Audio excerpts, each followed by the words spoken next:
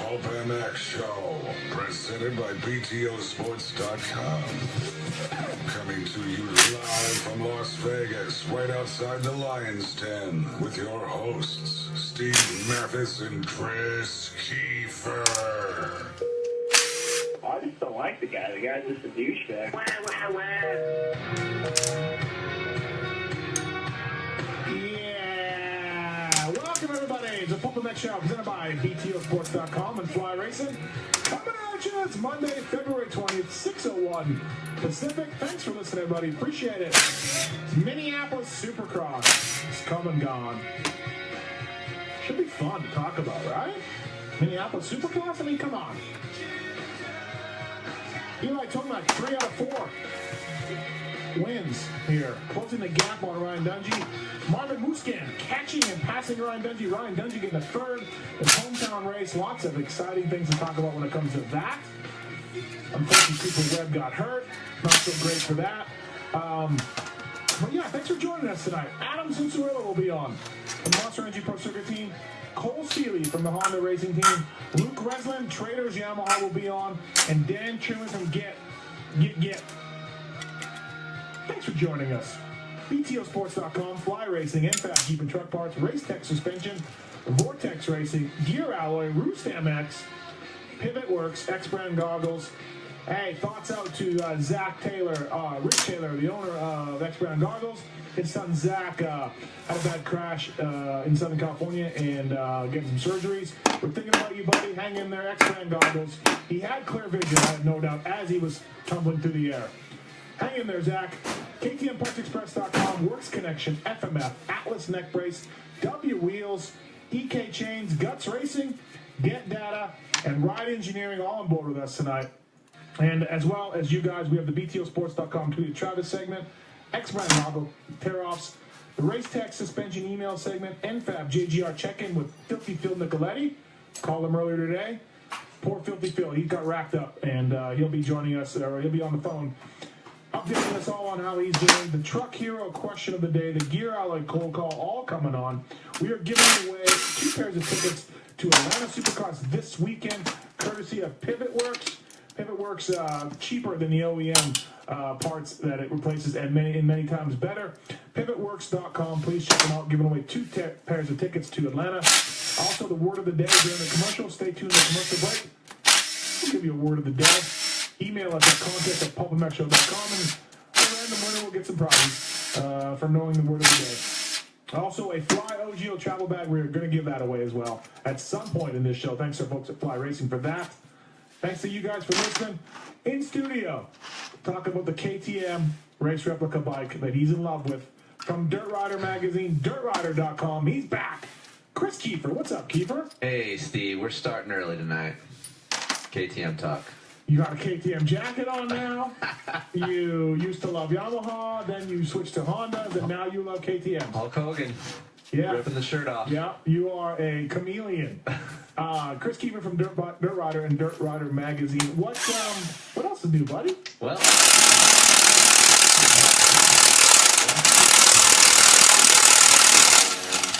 just like I said, I think last time I was here, I finished up and went to New Mexico with my good. You do not approve of off-road, so you don't care about that. Nope. Gary won. He won last week, so he's on a roll, which is good. High desert. Heather and my son Aiden and riding dirt bikes. As usual with you, dirt bikes. Dirt bikes. That is what you're all about. Taking your calls in the corner at 702-586-7857. Give us calling time. Taking your calls over there, producing the show. A little snarky today. Oh. A little snark. The Travis Marks. I have no idea what you're talking about. The Doom Goon back flipper. He has it covered. Yeah. Don't even remind me. I got it, bro. I got it. I got it, bro. I got everything. Everything's handled except for the app. Oh, the app? Oh, it's not handled? The update. Oh. How's it going over there? You good? Yeah, I'm good. We're on Facebook Live? Yes, We're we good? are. Yeah. On RacerX Online. So thanks to everybody on Facebook. Sounds a little low, but... Sounds low? Apparently. Well, okay, I can boost that. Well, but then it sounds kind of like... Okay, so now I just boosted it, so let me know what people say on there. Okay. All right, 702-586-7857. Like we said, we're giving away some stuff. giving away some tickets to Atlanta. Jason Thomas will join us. Cool. As well. Cool. Everyone. Dan Truman from Get. I forgot about that, didn't I? Did I say that? No, you said that. Get ECU, product that you're familiar with. You use quite a bit. Just started using it a few months ago. Yep. And so we'll have Dan on to talk about that a little bit. And lots to talk about when it comes to Minneapolis Supercross. Amazon. If you're going to buy something on Amazon, go to the banner on pulpmx.com. And click on that. It'll take you to Amazon. Make your purchase. We get a small slice of that. We can afford Kiefer's outrageous co-hosting fees. So much. PulpMX app. Get it now. We got an update coming up real soon to help you people that doesn't quite work with. I think we fixed the streaming issue we've had there. And nice job to the snarky guy in the corner on that. We think the streaming is good. Yes. We've handled that. You handled that, I should say. One down. When I say we, I mean you. Yeah. Because I did nothing. One thing down, lots to go. Thanks to Swisscore, thanks to Moser as well for coming on. Hey, right out of the bat, Kiefer, something that's going on that we want to talk about. Three Palms in Houston. Have you been there? No. Phenomenal place. Really Sandy, cool place. right? Yeah, Sandy. Tabletops, a big facility there. I was there years ago. Three Palms Action Sports in Conroe, Texas, in Houston. March 4th and 5th, if you live in or near Texas, don't miss your opportunity to qualify for Loretta Lynn's. This is the only qualifying that's going on that weekend. Whether you're in Texas, Louisiana, Mississippi, Arkansas, Oklahoma, this is your chance. The only Loretta Lynn's qualifier in the country on March 4th and 5th is at Three Palms. Three Palms Action Sports in Conroe, Texas, which is basically Houston. March 4th and 5th, go to Three Palms ASP.com. ThreePalmsASP.com. Find them on Facebook and Instagram. Great place, great facility. Go there. Loretta Lynn's qualifier. I'm going too. Are you going to do Loretta's? Yeah. Is this? No. We discussed this with the wife on the way. Is this stamped? It's stamped. Stamped. Qualifier's coming up by my house in You're Victorville. driving to Tennessee, or you're going to get somebody to take your bike up? No, I'm gonna fly. I'm gonna have someone take my bike up. You're going to ride what classes?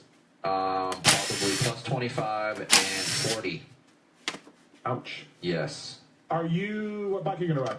That is not decided. Okay, KTM. KTM's in the mix now. In the late running. The late running with this factory edition that they came out. Okay, wait a minute. I know. Before we talk about Minneapolis. Yes. You rode the KTM 450 SXF. It finished second in your shootout? Third. Okay.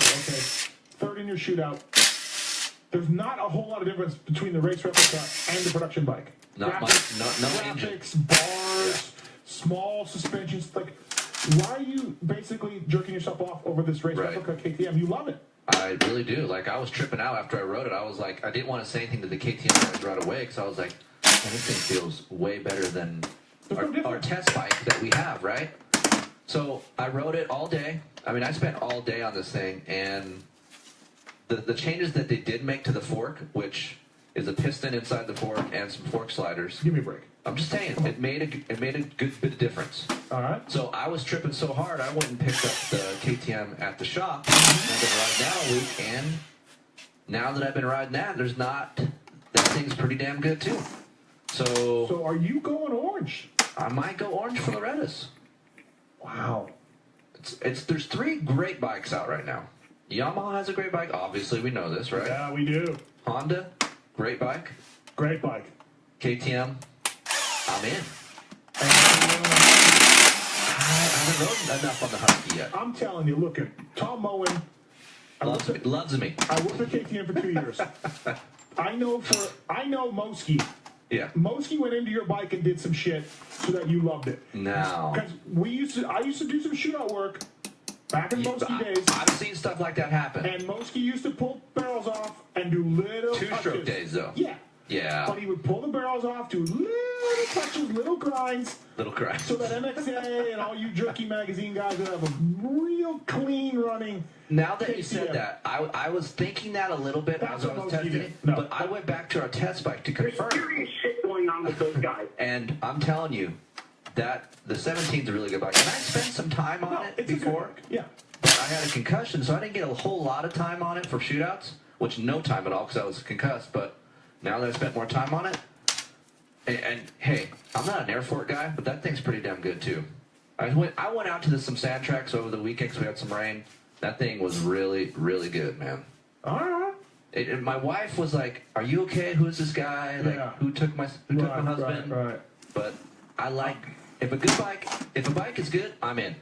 It's good. No, you are. Yeah, you're pretty unbiased. Absolutely, I agree. We give you a lot of shit about Yamaha Hondas and stuff, but you do call it like it is. No, there's no doubt. Okay, so Minneapolis Supercross. Yeah. Tomac. Yeah. Again.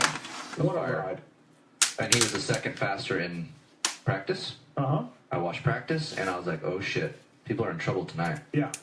I'm telling when I view Tomac racing, he rides the outside so much.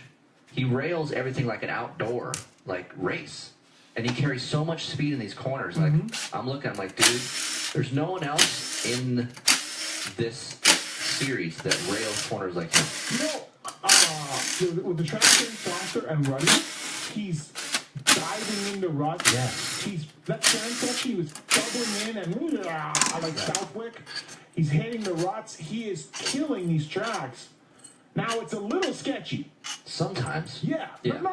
All the time, right. He's hanging it out, and he's got no choice but to do that to cut this into the points lead. But I think a little of these tracks' texture and ruts are helping him in a motocross sense. Well, as you know, Eli's good in soft dirt sand. Eli's really good. So yeah, when it does get really soft, Eli shines. But I even did some research. I went back and T-Bowed some of these old Supercrosses and watched him ride.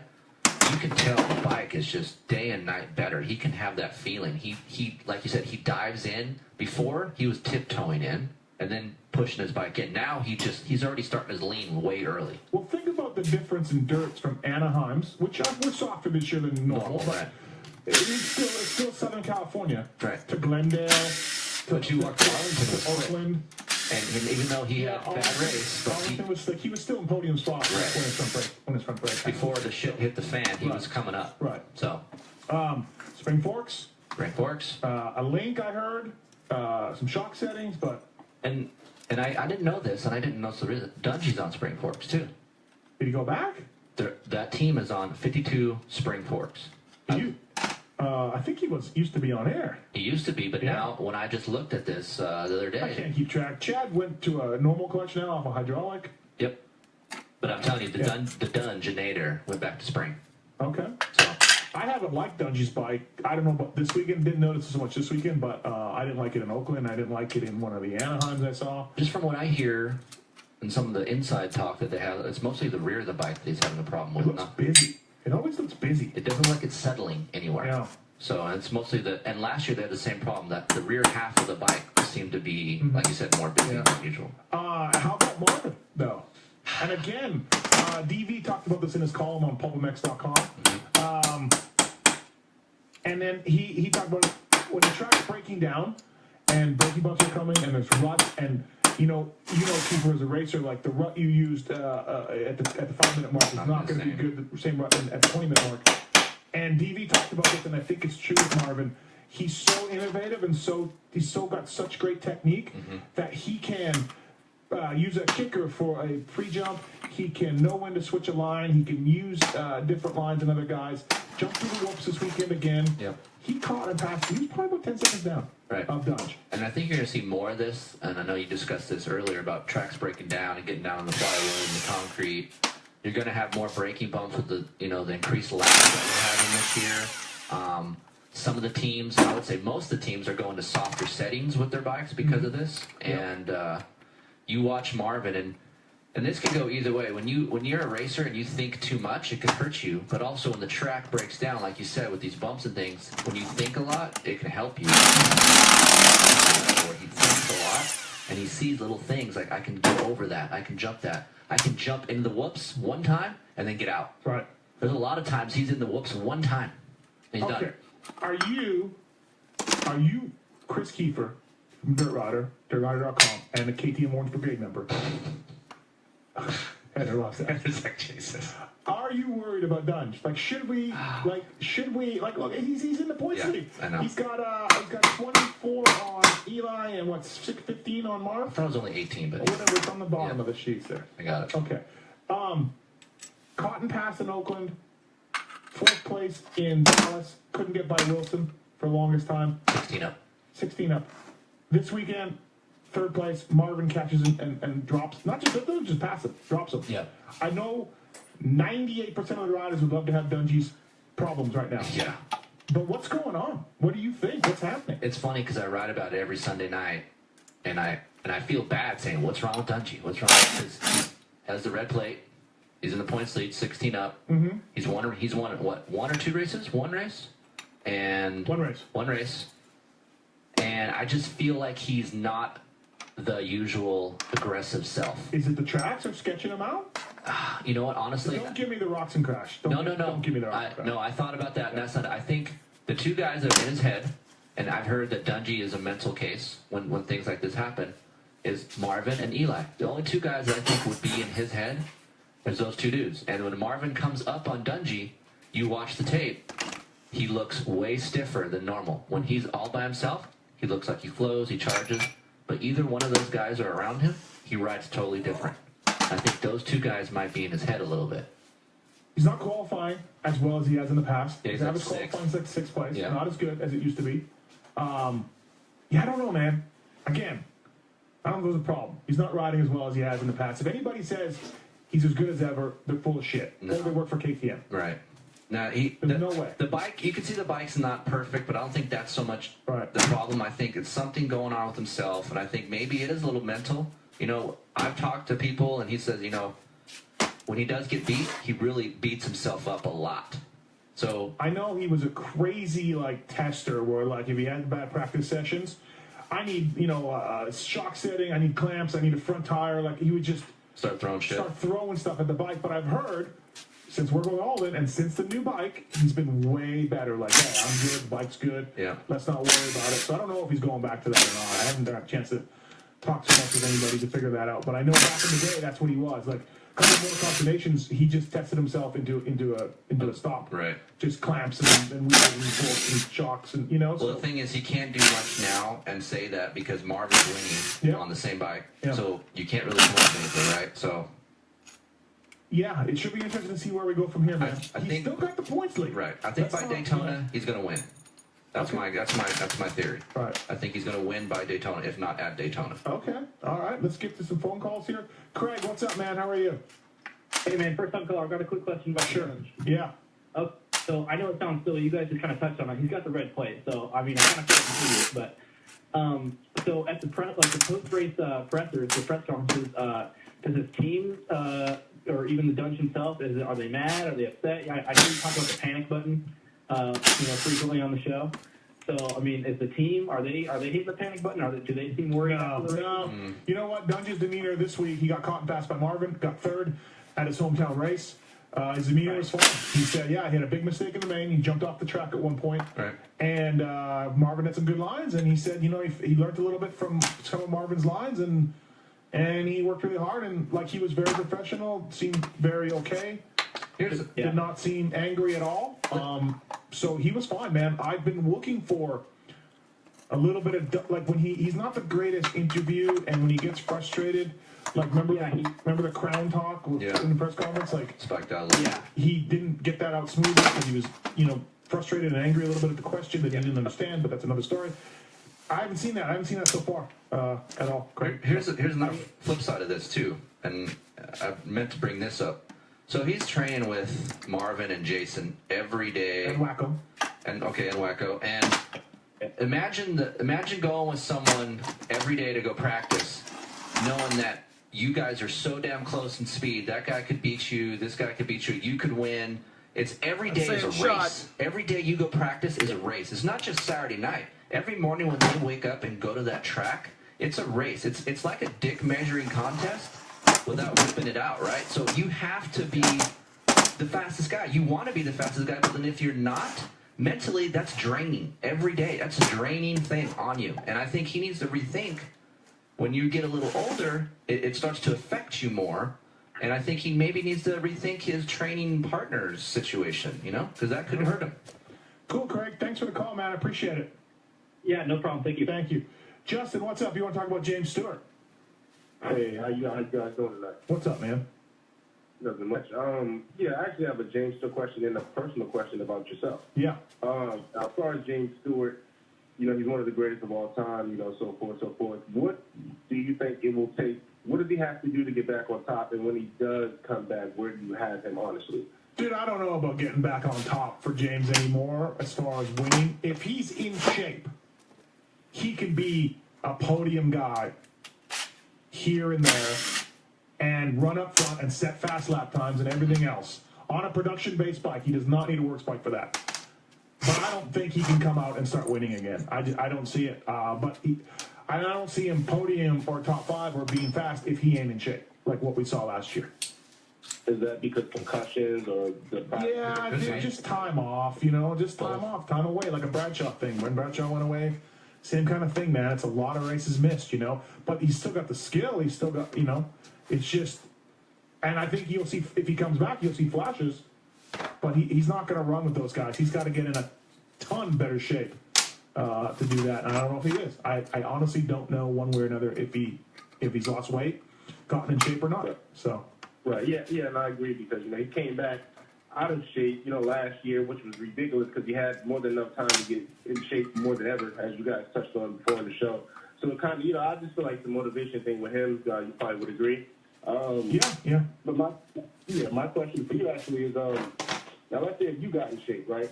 Yeah. You person. Yeah. And you decided to race the Supercross this year, obviously if you were at that age or whatever the case may be, what race would it be, what fight, and where do you think you would finish? Dude, come on. Is this serious? Bro, I'm far from racing Supercross. I was never, even at my very peak Manitoba Championship form, I wasn't a very good jumper. I'd follow other dudes over big jumps. Let's elaborate on this a little bit. Yeah, go ahead. Okay, you got in shape, you're ready to go, you're going to vet national. Yeah. What class you sign up? Vet expert? Okay, vet intermediate. Yeah, B, right? You win in that class. No, hell no, because I raced the World Vets twice. And?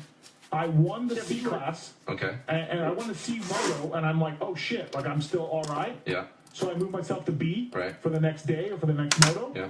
And I got like 20th, like mid-pack. Like I was mid-pack plus 40B guy. Okay. So I'm like, okay, that's about where I belong. So, that's So what about a race bike? I just take whatever Kiefer's going to give me out of his garage. The guy's got Hondas, KTMs, and Yamahas. So whatever he gives me. So.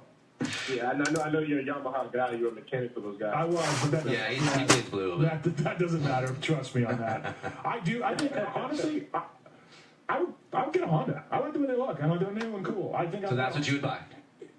Yeah, that's what I would ask for. Okay. I need something for free. That's what I'm getting. Yeah. Okay. Yeah. So all right, thanks for the call, man. Hey, thank you guys. Y'all have a good night. Thank you, man. Appreciate it. 2 more Dungey calls. Porch, what's up, bud? How are you? Hey, how's it going, guys? Good. Hey, so I haven't been to a race since A2. I went to the first 3, and I think Doug looked good throughout those first 3, but it's kind of hard to tell over TV. But I don't think he's really looked like himself since like his last year self, besides maybe like San Diego. Yep, but that's about all there is to a teardown. Like this struggles is maybe a sign that retirement's coming this year. Maybe. It's so sad that we're talking about this. I need to leave the point. I know. It's just so weird. Like, why are we doing it? I can't believe I'm asking. Valves look good. This one came apart pretty easy. Roxon's crash got in his head. No, he's seen crashes. He's seen crashes. Later, dudes. He's a multi-time champion. He's seen gnarly crashes, gnarly injuries from everybody. He broke his neck last year.